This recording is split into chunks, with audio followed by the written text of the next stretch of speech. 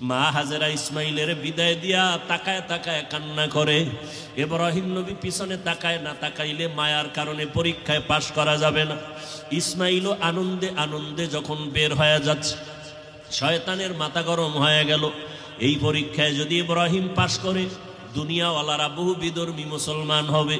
কেমনে পরীক্ষায় ফেল করানো যায়? হাজেরাকে একটু ধোকা দেই। হাজেরারে গিয়া ধোকা দিয়া কয়, হাজেরা ইসমাইলের কোথায় ছাড়লা? কয় মালিকের দাওয়াতে গেছে। বলে কোন মালিক? বলে দুনিয়ার কোন বাদশা। কয় না না, আমি জানি আল্লাহ দাওয়াত দিছে। কেন? হাজেরাকে বলে জবাই করার জন্য। হাজেরা ডাক দিয়ে কয়, রে শয়তান, তুই আমাকে ধোকা দিস না। একটা বাবা হইয়া কোনোদিন সন্তানের জবাই করতে পারে না।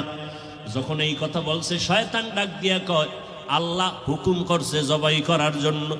হাজেরা চোখের পানি ছাড়িয়া কয়, রে শয়তান, যদি আমার মাওলা হুকুম করে